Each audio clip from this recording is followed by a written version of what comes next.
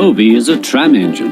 He has cow catchers and side plates and doesn't look like a steam engine at all.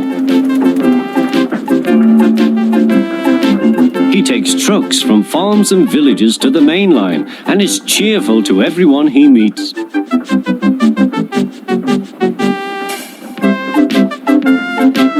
He has a coach called Henrietta, who has seen better days. It's not fair at all, she grumbles, remembering that she used to be full and 9 trucks would rattle behind her.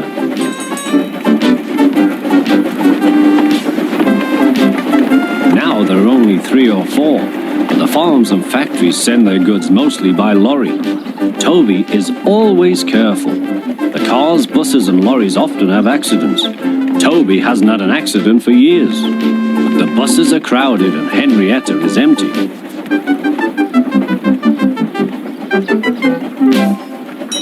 A lady and a stout gentleman stood on Toby's platform. He was, of course, the fat controller, but Toby didn't know this yet. "Come on, grandfather," cried the children. "Do look at this engine." "That's a tram engine, Stephan," said the fat controller. "Is it electric?" asked Bridget. "Whoosh!" hissed Toby. "Shh, shh," said her brother. "You've offended him." "But trams are electric, aren't they?" "They are mostly, but this is a steam tram." "May we go in it, grandfather? Please?" "Stop," said the fat controller to the guard. They all scrambled into Henrietta. "Hip, hip, hooray!" chanted Henrietta. But Toby did not sing.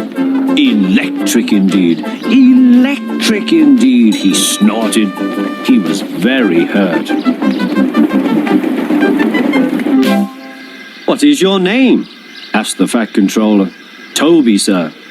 "Thank you, Toby, for a very nice ride." "Thank you, sir," said Toby. He felt better now. This gentleman, he thought, is a gentleman who knows how to speak to engines. The children came every day for a fortnight. Sometimes they rode with the guard, sometimes in empty trucks. On the last day of all, the driver invited them into his cab. All were sorry when they had to go away. And the fat controller and his family thanked everyone. "Come again soon," replied Toby. We will," called the children. And they waved till Toby was out of sight.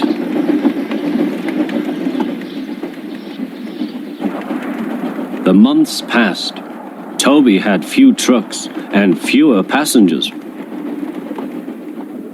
"Our last day, Toby," said his driver one morning.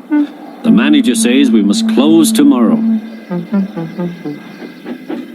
That day, everyone wanted the chance of a last ride.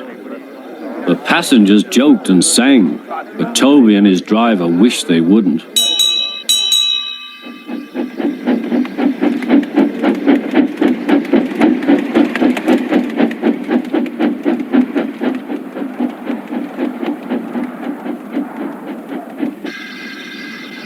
"Goodbye, Toby," said the passengers afterwards. "We are sorry your line is closing down." "So am I," said Toby. Nobody wants me, Toby thought, and went on happily to sleep. Next morning, the shed was flung open, and he woke with a start to see his driver waving a piece of paper. "Wake up, Toby," they shouted, "and listen to this. It's a letter from the Stout gentleman." Toby listened but I mustn't tell you any more, or I shall spoil the next story.